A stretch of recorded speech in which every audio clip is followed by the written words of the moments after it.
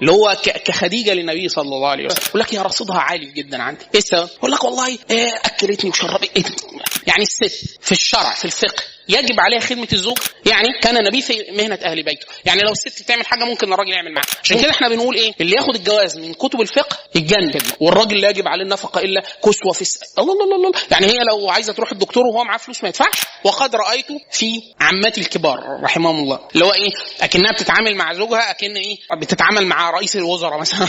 يعني عشان كده انا شفت ناس رجاله كبار جدا في السن والمقام وبتاع. في اعرف ناس كانوا يعني في الاقاليم في الصعيد يعني اتقال عليه عمده او كبير بلد، راجل يعني يهاب جدا. شفته بيبكي زي الطفل، انا شفته بعيني بيبكي زي الطفل اللي محدش عارف يوقفه. لما زوجته توفت وكان صديقه الام يا ست الله يرحمها يعني، فالناس عايزين يهدوه محدش قادر يكلمه. راجل عارفين في بكاء الحزن وفي بكاء واحد اتيتم، امه ماتت مش مراته، امه ماتت، وهو في اثناء الكلام قعد يبكي. ولما فتح يعني في الكلام فقال انا امي ماتت، قال انا اتيتمت. فهو بيتكلم عنها، ده بيتكلم عن امه مش مراته، امه مش مراته. ود شديد جدا واحسان في المعامله اللي هو ايه قبلته في جميع تقلبات الشخصيه، وهو عصب وهو راضي وهو غني وهو فقير وهو مسافر وهو متغرب. انا اعرفها الست دي الله يرحمها، تغربت مع زوجها، تحملت ظروف صعبه جدا، وبعد كده كانوا في يسر من المال بشكل شديد جدا، وبعد كده ابتلوا ببلايات شديده، بعد كده واجهه اجتماعيه عاليه جدا. فكل الظروف كانت له كأمه. هو الراجل هنا ايه، هنا تجردت كل شيء الا اللي متبقى ايه، الود اللي هو الاحسان، اللي هو ايه، هو مش ناس ان هي اكلته وشربته وعالجته ومرضته. هو ده اللي هو كخديجه للنبي صلى الله عليه وسلم، قالت له لا والله لا يخزيك الله. دي واحده بتكلم اللي خدته، الواحد يتخيل شكلها كده واخده ايدي النبي تقول له لا ما تقلقش ما تحصلش حاجه وبتاع، واخده تطمنه. يعني الدور مقلوب، وكأن حد مذعور رايح لأمه، فهي ايه غطته وطبطبت عليه وخليته وقالت له لا انا هوديك لحد كمان يطمنك. ده اقرب لنفسيه امه. عشان كده دايما نقولوا ايه، احب النساء للرجال اللي هي وصفه امه، يعني هي زوجته بس امه، اللي هي امه. يعني ايه الام؟ احنا ليه بنحب امهاتنا قوي؟ امك وانت عارفاك وافشاك وعارف الحاجه وعاملها وغلطان، تقول لها يا ستي بس سلوكه وحش ويقول لك ربنا يهديه. طب ما تدوش فلوس، يمكن تقول لك لا ما اكسرش بنفسه اديله فلوس. طب هو بيضحك عليك وهيضيع الفلوس وهيجيب بيها سجاير، يلا ما عشان ما اللي هو بيسموه حب غير مشروط. حب غير مشروط اللي هو ايه، لا هو لو عامل لي كويس عامله كويس، ما عملش كويس اقلب الوش الخشب. لا بلاش الوش الخشب يا حاجه، ارفعي الوش الخشب، اللي هو المعامله الاموميه اللي هي بتعامله ايه خلاص. طيب فاحنا واحد جانب في الدافع ده، انا عايز احرر الدافع اللي هتجوز ليه، عشان لو انتفى انا ممكن ايه اهد العلاقه، اهدها كلها. في واحد يقول لك ايه، انا يعني اللي هو بيسموه ايه توهم علاقه الحب. يعني انا في التلفزيون دايما هو ايه الحب، خلفيه بيضه، ستاير بتطير، واحده شعرها بيطير طول الاعلان واقف كده، يعني هو طاير ما بيلف على طول، يعني هو ما بينزل قانون الجاذبيه بقى شغال في الاعلان. واحد ليه ملامح اوروبيه، طب انت حضرتك جبنا الست دي، انت ملامحك الاوروبيه هتيجي منين؟ مش هتيجي ملامحك الاوروبيه دي خلاص. وتحس ان في عطور في هو ده فين اللقطه دي؟ هتبقى في البيت فين؟ يعني فين البوتاجاز، فين مروحه المطبخ، فين يعني اللقطه دي هتيجي في حياتكم امتى؟ مش هتيجي. او لقطه اللي هو جاي لها وهي لابسه فستان ابيض كبير وورده مش موجوده في مصر الكبيره قوي الحمراء، وورده في ميدان عام، ما عندناش ميادين يصلح فيها ده، لا الاوبرا ولا العتبه ولا عباسيه، ما فيش اي ميدان. مش لو هي عندها الرغبه وانت عندك الرغبه هتلاقي سواق الميكروباص او التوك توك في الغالب اتلك وانت بتديها الورده، مش هيحصل. انسى الكلام ده خلاص، فننزل للواقع. طيب ايه ده، احنا هنحب بعض ازاي يا سيدي؟ مش هو دي صوره الحب، مش هي دي صوره الحب. الحب ده يعني وان كان انفعال عاطفي، بس انفعال يعني ايه، يعني للمفاجاه، يعني ما بيجيش حب حقيقي غير الالف الود والمحبه والممارسه، هي دي الود بيجيب حب. لكن صعب جدا يكون حب بدون ود او بر او احسان. عشان كده كتير جدا الزواجات اللي احنا قلنا 88% من النسبه دي لما اتجوز اكتشف ايه، هو اصلا ما حبوش بعض. ليه يعني ما حبوش بعض؟ هو انا احبه ليه؟ يعني واحد بيحب امه او ابوه. عشان كده رب العزه ايه، ما لا يشكر الله ما لا يشكر الناس. ليه الواحد لو هو انسان طبيعي وفطري وسوي وبتاع، غالب الناس المفروض مقبولين على شكر ابائهم وامهاتهم. احنا بنقول ان هم خلفونا على الاسلام، ان هم حامونا واحنا صغار. ده في الاخر بيخلي الواحد ايه، اللي هي طاقه مهوله جدا من طاقه ايه، نتيجه الود او نتيجه الاحسان، هو دي. عشان كده في واحد يجي مثلا يختلف مع مراته وبتاع والامور تبقى صعبه جدا، ويجي حد يعني الامور تتازم ويلاقوه يقول ايه، لا بس برضه لا ان شاء الله يعني عادي امور تمشي وبتاع. ايه السبب؟ يقول لك يا رصيدها عالي جدا عندي. ايه السبب؟ يقول لك والله اكلتني وشربت. ده هو ده الحب؟ لا، مجموع مجموع دول. ما هو مش ممكن واحد يتحمل سخافات انسان ومشاقه وبلاياه ومتاعبه الجسمانيه والنفسيه ويقبله وهو غضبان وهو راضي وفي كل ده الا لو كان ليه طاقه شعوريه ونفسيه انه يقبل، اللي هو طاقه حب الاب وحب الام وبتاع، بس ده حب من نوع اخر خلاص، اللي هو بيبقى ناشئ عن الود او العلاقه، مش هو اصلا احنا حبينا بعض فاحنا هنعامل بعض كويس. لا، انتم ما حبيتوش بعض الاول لان انتم ما تعرفوش بعض. يعني مثلا وان كانت الحاجات دي تبدو للناس ان هي صغيره، لكن لو حد اتجوز يعرف ان يعني دي حاجات مهمه جدا، ان العادات اليوميه بتشكل شخصيه الانسان. العادات اللي هو النمط الدائم اللي هو في الغالب انت محافظ عليه، بتاكل ازاي، بتشرب ازاي، بتشرب كوبايه الشاي ازاي، تعمل صوت ولا لا، تستخدم الفوطه ازاي، تستحمى ازاي، بتطلع برجليك مبلوله في الشقه ولا لا، بتمسح رجليك وانت داخل الشقه ولا لا، بترمي هدومك وانت داخل في اي حته. دي الحاجات دي مجموعه بيشكل ايه نمطك. انا شفت اثنين اتجوزوا كانوا بيحبوا بعض قوي او هم بيعتبروا كده، حصل خناقات بالهبل في الاول متعلقه بايه، ما تشربش من الازازه بتاعتي اللي في الثلاجه. اصل انا بقرف. انا شفت كده في ناس بتقرف بقى من ايه، ما تجيش برجليك مبلوله وتدخل تنام، رجليها مبلوله انام في الوقت اللي انا عايزه، لا بس انا بقرف في الملايه او نشف رجلي، لا مش ممكن. لان ده النمط الايه اليومي. ايه الدافع اللي يخلي الواحد يتجوز او الواحده تتجوز؟ عشان لو اتشال نقدر نستديم العلاقه. عشان كده القاعده دي احنا هنقولها هنكررها كتير واحنا شغالين في الدوره. صاحب الشريعه لما تكلم في الفقه تكلم عن اللي هو ايه الحد الادنى من استدامه العلاقه. صاحب الشريعه لما امر باوامر في الفقه افعل ولا تفعل عشان يحفظ بها ايه الحد الادنى من العلاقات الانسانيه. ليه احنا بنقول كده؟ لان احنا بنقول ان اذ لم يتعامل الناس بالحب والموده بالموده تعاملوا بايه بالاسلام والانساب. الاسلام والانساب اللي هو ايه اللي هو الاسلام اللي هو الاوامر الشرعيه. يعني الست في الشرع في الفقه يجب عليها خدمه الزوج؟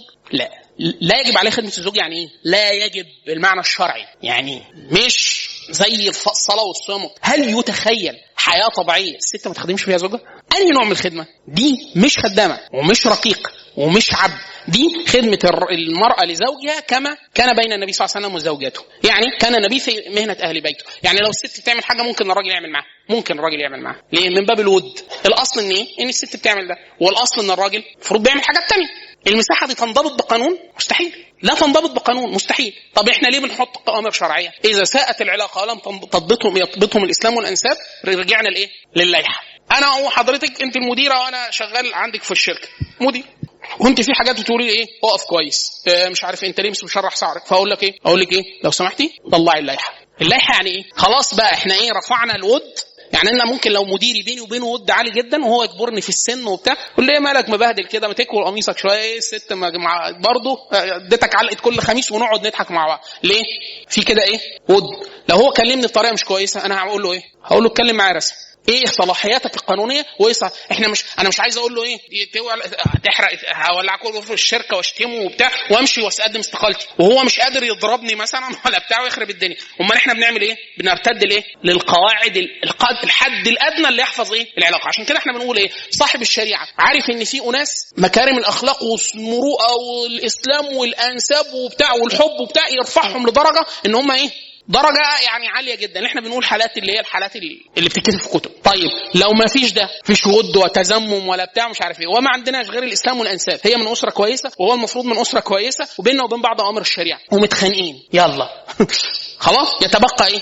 يتبقى الابتسام ويتبقى حفظ الحرمات ويتبقى حفظ اللسان ويتبقى الادب الشرعي ويتبقى الخدمة في الاشياء التي لا تنفك عنهم. ايه ده؟ طب هم متخانقين؟ هم متخانقين، والسلام ورد السلام وبتاع ده التزمم. يعني ايه زي العهود ده الحد الادنى من العلاقات. عشان كده احنا بنقول ايه اللي ياخد الجواز من كتب الفقه يتجنن. ليه؟ يقول لك الست لا يجب عليها الخدمه والراجل لا يجب عليه النفقه الا كسوه في الله. يعني هي لو عايزه تروح الدكتور وهو معاه فلوس ما يدفعش؟ يقول لك والله لا يجب عليه. طب ده هنقوله لمين او مين اللي ممكن يتمسك بيه في حاله واحد بخيل قوي ومتصف بصفات الاسلام وهم العلاقه مش فيش ود قوي، فيقول لها على فكره انا يعني وانت معاك فلوس ودي نفسك الدكتور. الله احنا ينفع كده؟ فاقول لك طلع كتاب الفقه. كتاب الفقه ده ايه؟ ده اللائحه يعني ايه؟ ده الحد الادنى. لكن احنا بنتكلم فين؟ في المروءات والتزمم وبتاع، لا ده حاجه تانية خالص. فعشان كده احنا بنقول احنا لما بنيجي نتكلم على الحقوق والواجبات دي حاجه مهمه جدا، بس عشان ايه؟ عشان نضبط الحد الادنى، عشان لا الراجل يجي يتجاوز الحد فيقول لها على فكره انت واجب عليكي تعمل وربنا لو ما عملتيش كده يبقى غضبان. تقول له بس طلع المانيوال صفحه 4 طلع اللائحه بيني وبينك ايه اللائحه. بس ده مش كويس. ليه مش كويس؟ لان المفروض الناس الاصل تلجأ للمساحه الاوسع، للود والسعه ويعني الرحمه وبتاع. لو رحنا للقانون مساحه بتبقى سيئه جدا يعني. لكن الناس بتعملها ليه صاحب الشريعه حط الحد الادنى؟ عشان تنضبط امور الناس. في ناس، في رجاله ما ينضبطوش غير لو الست الزمته بالحقوق الشرعيه، وفي ست لا تنضبط الا لو الناس الزمتها بالحقوق الشرعيه. خلاص، لكن احنا بنتكلم على ايه؟ على الساعه. طيب لو انا عايز خلاص، انا حررت الدوافع بتاعتي اللي انا هانشئ عليها العقد، انا حررت كبنت انا عايز اتجوز ليه، برضو ده مهم جدا عشان ابقى عارف حقيقه نفسي. طب افرض كل واحد اضرب نفسه وصلحت نفسه ولقيت ان الحاجه دي حاجه ما تستقيمش معاه حياه، ابدا انا اشتغل على نفسي. شوف لو الحاجه دي نفسيه ممكن الجا لطبيب نفسي او معالج. لو هي حاجه شرعيه اقعد ارضي نفسي بيها واشوف حد بتاع تزكيه ولا سلوك ولا حاجه لغايه ما يقنعني ان دي عشان نفسي تحتمل ده. لان في واحده تقول ايه، والله انا مش متحمله نفسيا ان حد يقول لي روحي وتعالي وادخلي وخروجي ونعم ولا، مش قادره نفسيا. هي كده ما اخطات اذا افصحت بالصدق. ليه؟ هي بتقول من الاول كده خليك اصبري كده ما تتجوزيش لحظه لغايه ما نظبط ده. ليه؟ لان هيجيلك حد هيفسد عليكي دنياكي وانت هتفسد عليه دنياكي وهيفسد عليك اخرتك. فخليك الاول حرري الدوافع. يعني لو كان الدافع يعني محتاج تعديل نعدله. طب واحد انشأ علاقه خلاص متجوز، يعيد تحرير الدافع. واحد يقول لك اطلقها وابص في الدافع او اطلب الخلع وابص في الدافع. لا احنا ما بنقولش كده، احنا بنقول الطلاق شديد يعني من الحاجات الثقيله جدا في الاسلام. اعمل الطلاق ده حد قانوني يعني كل الود والرحمه والمعرفه وكل ده. الحياه لا مش عايزين اجراء قانوني، نفسخ العقد خلاص. لكن قبل كده لا. فيعيد نظر في الدافع اللي من اجله انشا هذا العقد. ليه؟ لان قد يكون الدافع ده محتاج اعاده نظر كبيره جدا. ليه؟ واحد يقول لك انا حاسس حياتي يعني ثقيله جدا وبتاع، يقول لك انا المصاريف قد كذا والشغل كذا. كل الدوافع اللي كان بيتكلم فيها، هو انت اتجوزت عشان دافع جنسي بس صح؟ ليه؟ انا كنت عايز غنم الموضوع، يعني عايز المتعه. طب استمتعت، الكلفه طلعت عاليه قوي بالنسبه مقدار المتعه اللي انت منتظرها. فانت الدافع اللي انشات ليه العلاقه ما يقدرش يقومها، ما يقدرش يوقف العلاقه على رجل. يعني في واحد ده ومعاه قدر ما من دوافع اخرى تقدر الحياه تستمر.